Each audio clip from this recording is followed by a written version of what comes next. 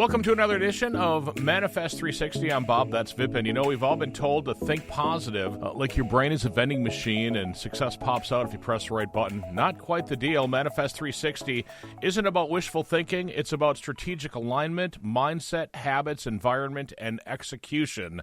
Am I wrong, Vipin? Oh my God, those are amazing words. How did you come up with all those at once for our podcast? That's great. Well, chat GTP. Helpful. Yeah, GPT. Yeah, very helpful. That's awesome. I know that we talked a little bit last week about, Self-Care Saturday. Yesterday, some friends of ours and I, we went to Galena, Illinois, and just kind of walked around the downtown area. Okay. And tell you what, talking about lifting the heavy stuff from your mind and your soul, going and doing something in a small town and just kind of relaxing and taking in the local flair and the local charm is a huge relief on the week. It is. Yeah, I think the Self-Care Saturday thing is amazing. I did the same thing. I worked out, had a little bit of breakfast, talked to a friend of mine in Minnesota, and then I went for a dog walk in an area called Lincoln Park, which is in a area of Seattle called West Seattle. And they say that's where Chief Seattle used to hang out. It's got these ancient old trees, and you're kind of in the woods, but you're in the city, and it's just an incredible place. And then you can walk down to the water, and there's like a beach there. And so it's like on the top of the hill are these amazing trees and these woods. And you can kind of get lost in there. And then, down about, half a mile is this amazing beach with the mountains of Olympic National Mountains lit up with snow. And it was majestic. It was an awesome day yesterday. That's a nice thing about those Self-Care Saturdays. Take care of yourself. So our topic today, we're talking about being chosen, and you are chosen not as a question, but as a directive, So I think that we choose sometimes to do things and choose to have our lives taken one way or another. Kind of feel that way too, or do you feel like we sometimes don't take a right when we should have been taking a left and should have gone straight when we should have done a U-turn? Yeah, it's that whole thing about free will versus, destiny and fate. It's hard to know. I think there's some level of free will, but I think the big decisions and a big thing that you get is you ultimately end up where you need to end up. You might get detours here and there. And so, yeah, you are chosen is a topic because I watched this reel on Facebook, I think it was, or Instagram this week. And this woman was talking about you are chosen because you are part of the universe. You're part of the source energy. The Christians call it the Holy Spirit. The Hindus call it Atman, and be connected with God, with the universal knowledge of being part of, the namaste, which God lives in you.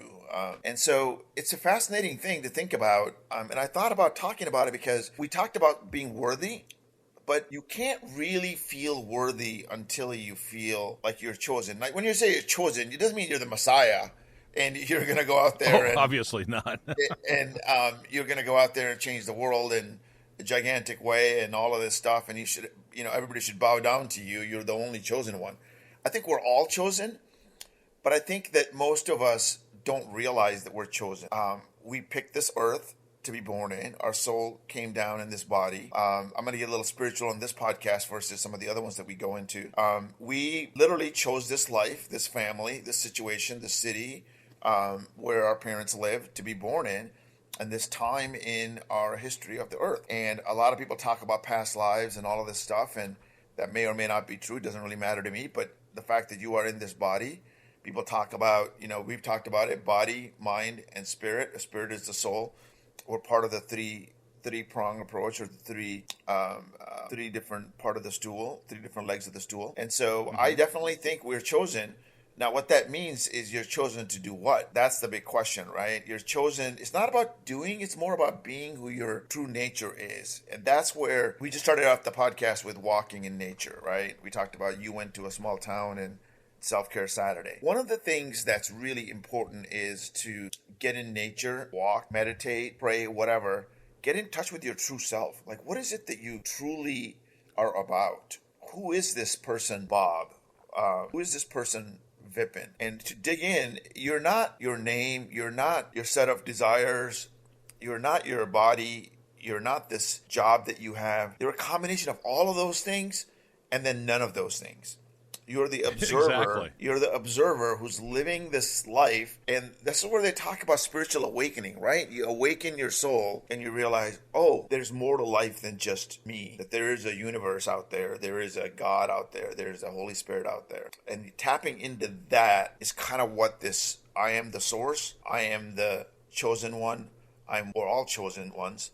And so what do I become? What is the pattern in my life? And this is where we start to look at history of ourselves. And what are the patterns? What are my true desires? Where do I want to be? What are my lessons? And then ultimately turn all those lessons and sufferings and skills and experiences into kind of our gifts. And those gifts turn into a purpose when we start sharing them with other people. So that's kind of what I chose this topic for. And I think it's a really good one to dig into it. Oh, I agree. And I think that a lot of times it takes us a long time or a while to figure out who it is that we want to be.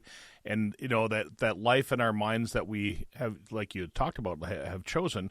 I know that I think I've gone through many different, not types, but many different versions of who I am to become the person that I am today. And I believe that all of us do that. We kind of grow, and then we shed a little bit, then we grow a little bit more, then we shed a little bit more, then we kind of mold ourselves into the people that we want to be later in life. And I mean, it's fortunate but unfortunate that it takes us X amount of years in order to reach the person that we want to be. Because I know, Vipin, right now that you're not the same person that you started out to be when you were in high school.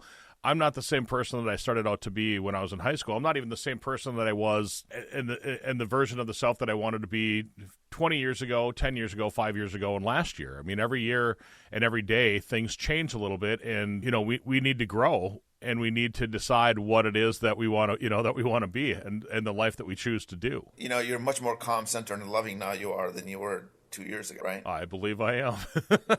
I believe you are as well. And I just think that talking about it and getting those emotions out there and getting having somebody there that you can bounce stuff off. I really believe that this podcast started off as something that you wanted to do for yourself and to help with other people.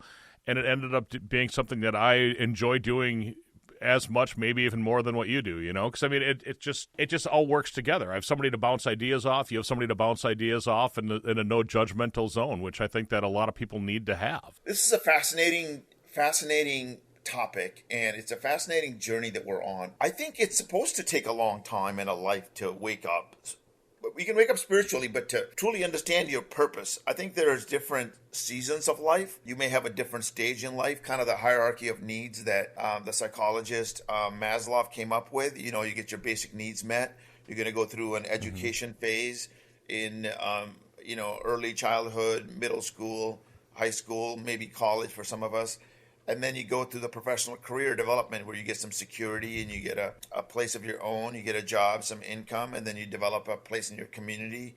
And then you go from the community over to a higher purpose and kind of like, maybe you want to be thinking about God and that kind of thing and spiritual awakening. And then you think about a bigger purpose of really finding out like, I've done these extra things and I want to help people with my gifts. And now I've accumulated these gifts. And you think outside of your family and you think outside of your community and you give it to a larger purpose. So these are all stages of life. I think you have a different purpose and a different being, but the true essence never really changes. It's the growth and the outcomes, the manifestation part of it happens a lot faster. The sooner you realize you're the chosen, the sooner you realize that, hey, I am part of the universe. I am chosen to be here. Hey, I do need to feel worthy. Hey, I have a purpose. I do want to help people. I do want to help myself. Figuring out self-love right along with it, and then feeling you're deserving and all of that stuff. You can accelerate so much more, so much faster if you realize you are part of the source and that you are the chosen one. How do we allow ourselves to know that, though? Because I think a lot of times that maybe it's come and gone, or we've been, we've had it happen to us multiple times where, hey, this is perfect. Oh, man, and missed the opportunity. How do we know to open up ourselves in order to allow that stuff to happen to us? Yeah, and I hate to bring it up to our mantra that we've trademarked.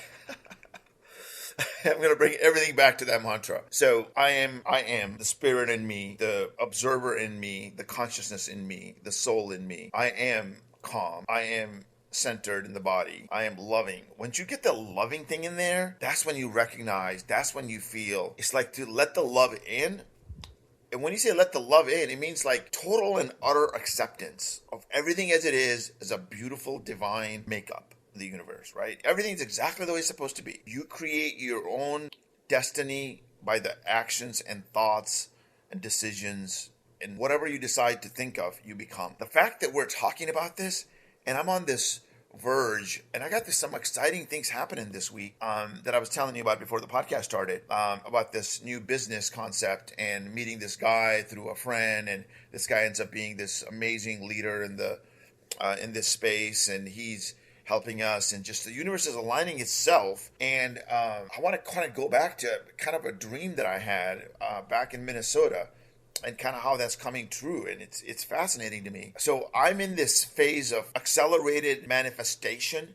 Last week we talked about Jim Carrey and how he was a great manifester and he believed he was worthy and he could manifest. When you realize you're the chosen one, and we're all chosen ones, and once you decide to take certain actions based on that belief system, and I'm playing with my hands a lot, as you can see there. I wish we could do the YouTube video thing, and we will down the road more so, but not right now. What I realized is that your dreams from childhood may come back to you and you realize, oh my God, I had that dream. I still want that dream. And I came into this form at this stage. It's this form, but the original dream was this. And now I'm coming back to this now. So let me tell you a story about my dream of a place to live. Should we do that? And then talk about kind of like Sure. what happened this week. So years ago in Minnesota, back in the 80s, I remember there was a show of a couple. I think he was an attorney. She might have been an attorney as well. They gave up their corporate job and they became owners of a daycare in their house in San Francisco. They created a daycare, and the show was about them having this daycare. And this famous actor was in the show, and just amazing show. And anyway, and I remember looking at the house prices in San Francisco at the time. I remember the average price was like $286,000. That's cheap. I mean, you can't imagine, right? Back in the day, that was the average house price in San Francisco. It was, I think, the early 80s or something. So I said to myself, and it was the most expensive place in the U.S. to live, even more expensive than New York at the time. And then I said, okay, I want to buy a house in San Francisco. I want to live in San Francisco. Well, after college, me and Matt Alhart and a bunch of other people from high school and college went to San Francisco for like 11 or 12 days. And I love San Francisco. And we went around all the different surrounding areas and the wine country and all this and that, and loved it. And I was like, I got to move out there someday. I'm ready. I'm going to move out. This like 1992. And then I went to Seattle and in the fall that year. And Seattle was much more greener. Still had the hills and still had the modern city and by the ocean and all of that. I was like, Seattle's my place. And Seattle's, a combination of Minnesota and San Francisco combined. And I'm in Seattle, and I love Seattle, as you know. And my acronym on my Instagram is Seattle Vipin and all of that, right? So I kind of gave up that dream of living in San Francisco.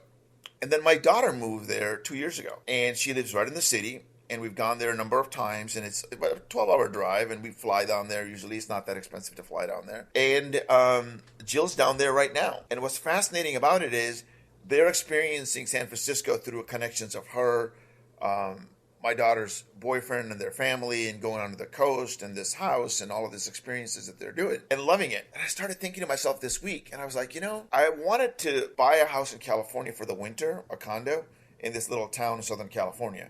I realized, but my original dream was San Francisco. And I know this area in San Francisco called the Marina District, right by the beach. The beach connects, it's a huge beach walk that goes all the way down to the San Francisco Golden Gate Bridge. And it's connected all the way through. And that area has got all these shops and restaurants and all this neighborhood. I can totally imagine myself living there. So now I've kind of shifted back. It's like, oh my God, that's the area. And what's funny is Matt and us, we actually stayed on the edge of that neighborhood in a hotel, a Comfort Inn on Lombard and Divisiero, the street, just on the edge of this Marina District, 26 plus 6, 32 years ago. And here I am imagining this dream coming back 32 years later. I'm like, oh my God, I want to go back to San Francisco. I do want to have a winter place in California. And like San Francisco is the place because it's kind of got that culture and all that stuff that I want. So in a couple of years, I want to be able to do my podcast from San Francisco and the Marina with you. And so anyway, I just thought about that dream, kind of making that happen. And I can see it totally happening in the next couple of years. Well, Vipin, you need to get rich enough so you can fly me out there every week to do the show. I will definitely get rich. We're all rich in our own ways, but I think it's not every week. But I'd say, once every couple of months. How about that? There we go. Hey, I Googled that show that you were talking about. It's called Day by Day. the daycare is the show is called Day by Day. I don't remember that show. You don't remember it? It was awesome. I loved it. No, yeah, it's crazy how some of those dreams, because I also have the same dreams a lot of times, and they do change a little bit. I think with the knowledge that you have and the experiences that you've experienced in your own life help to change those dreams to become and mold into what it is that you're actually looking for in life. It's kind of funny that these dreams come about, but you somehow get back to that original dream. I detoured into San Diego and La Jolla and Encinitas and all these amazing neighborhoods down there in Southern California because the weather's nice down there. The original dream was San Francisco. The original dream was the Marina District in that whole area. It's probably that you didn't know of these other areas because, when you're younger, you're like, oh, San Francisco's the way to be. But then you realize that, wow, there is the wine country and there is Livermore and there is other beautiful places that are out, that are out that way that you didn't know about until you got a little bit older and got a little bit more learned. Yeah, it's kind of funny. The goal at the time was to have the honeymoon in a little inn by the Cove, which is about 2.5 hours north of San Francisco on the water. It's a cove, and it's a beautiful inn up at the Cove there, and that's where Jill and I got engaged years ago. Instead of going on the honeymoon ended up being a European trip, which is kind of crazy. So your life and your goals change after all the time, and so San Francisco kind of is a center place for me, and I love it. And I think it's kind of funny that our daughter's down there and our connections are down there, and so I think that's probably where we're going to end up being for the winters. That's Seattle's awesome. Still going to be the home, but need a place in the winter. You got to get away from the rains in the wintertime. There you go. So the 4 angles of manifestation: vision. We just talked about vision and how you had the vision from when you were younger to now. Then identify. You've identified the what you want to manifest. Now the behavior. What behavior have you done or doing to change that to make that happen for yourself? It's amazing, right? So we talked about experiences, and I planted seeds in 1991, 1988. I studied information technology, right? At the time, it was called Management Information Systems. I taught a class on AI, I think I told you, in 1991 in the fall. Graduated in 1992. And those seeds of understanding technology and being in the technology field and having had a startup back in 1999 to 2001, selling it, having that experience, having experiences working at Microsoft and T-Mobile and ADP and all this stuff, has taught me how to build software that makes an impact. Everybody wants to build features of how to solve problems. But in the space of, I'll use an example of a company called Salesforce. It's based out of San Francisco. It's a huge tower they built in the last couple of years. And it's $1 billion tower, I think.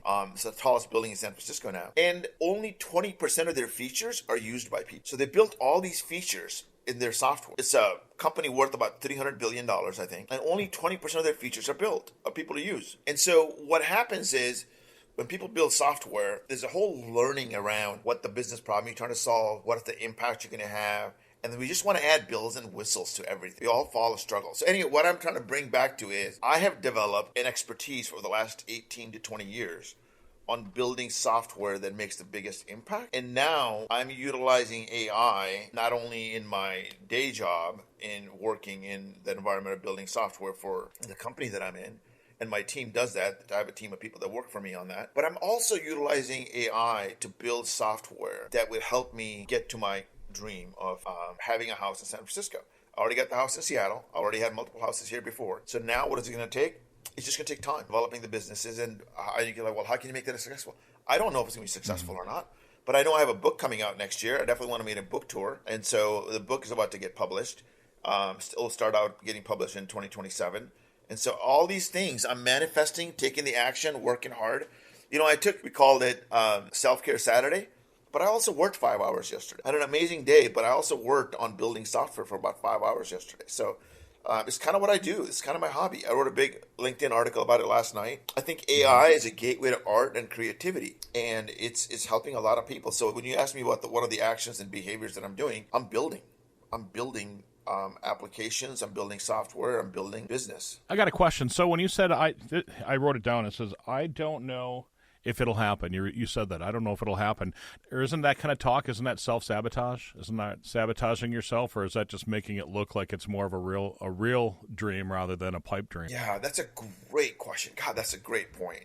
I'm so glad you hammered in and honed in on. And I kind of did that as a subtle way of humor. In my mind's eye, in my mind and in my visualization and my mantras, it's already happened. It's already mine. And I wanted to be humble there by saying, you never know the outcomes, right? Maybe the dream will be bigger than I imagined. Maybe the dream will be smaller than I imagined. In my mind's eye, I can see it. In my mind's eye, I can see a vision of 10 to 20 times more than what I wanted a year ago. And a lot of it is, you and I started talking about AI 2 years ago.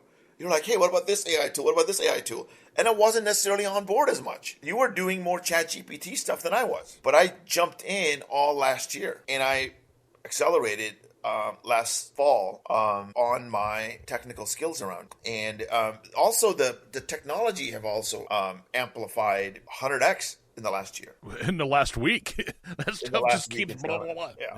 No, it's accelerating at a fastest pace possible. And it's all these new, what they call AI models are coming out and AI tools are coming out. It's a fascinating world to be in. I was talking to a guy, a local real estate agent who's kind of the king of my neighborhood, and he's a multimillionaire real estate agent dude. And he was like, yeah, the economy and all this, Microsoft's laying off 7% of his workforce. Amazon's laying off 10% of his workforce. So this area is going to be impacted by AI. Engineers, we talked about this, are not needed as much as they used to be because software can build its own software. The AI can build its own thing. And it's scary at times for a lot of people. And I feel bad for people who are losing their jobs. But I also feel good for the people who are out there making stuff happen.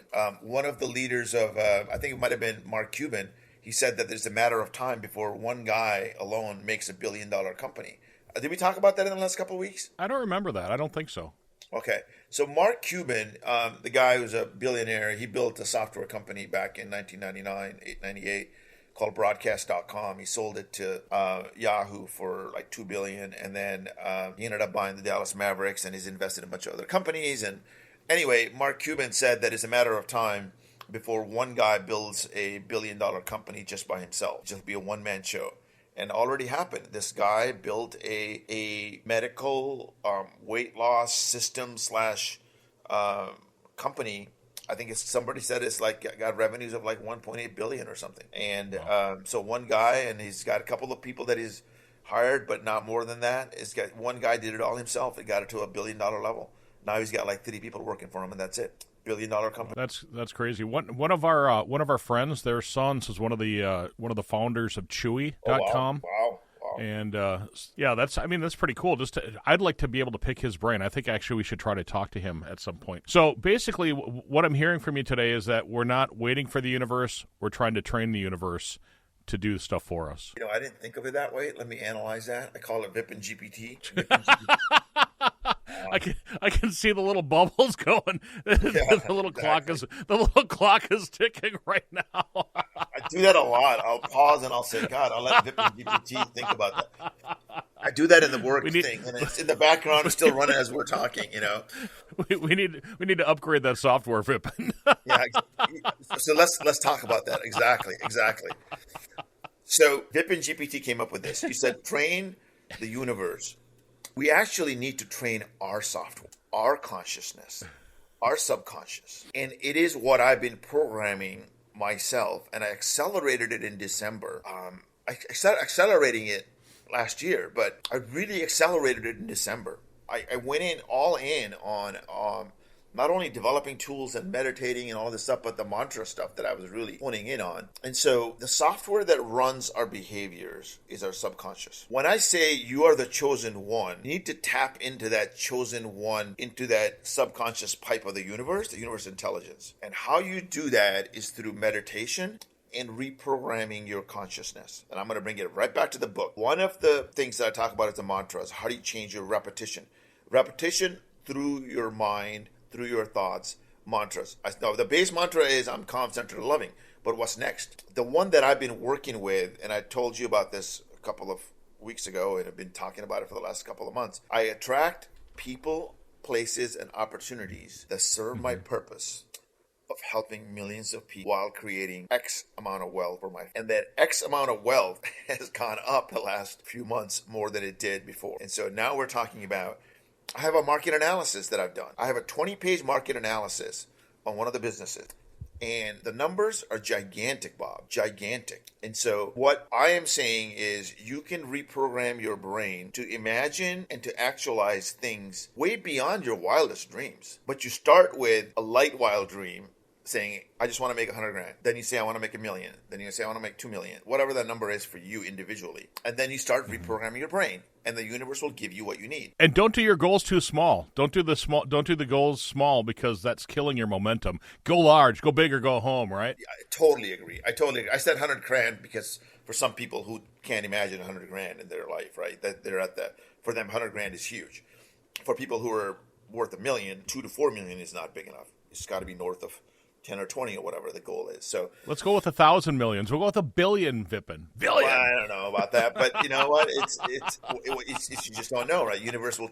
The more you tap into it, the more you get. Now let's get kind of serious a little bit. I am the chosen one. I tap into the universe. I program myself through meditation and mantra, and I repeat these mantras. Kind of got to have a purpose. You kind of got to believe. So you pointed a very important thing. I was being humble. I wasn't trying to self-sabotage. I was just trying to be humble for the show. But in my mind, I already know. I'm getting a place in San Francisco. I already know the neighborhood. I already know the restaurants. I already know the view. I already know my daily walks are going to be. I can walk there. I already know the next car that I'm going to get.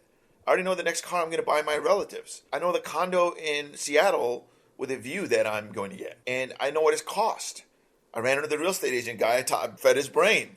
He came up to me and he was doing his thing on Friday night at this restaurant pub. He stopped to say hello. We talked for 20 minutes. Gave me the lowdown on all the view properties in the city of Seattle. So it's fascinating to me what the universe will give you if you tap into that source. You got to be aware. You got to be awake. You got to be selfless. You got to be worthy. And so the mantra for today, believing you're the source, just say, I am the source. I am the chosen one.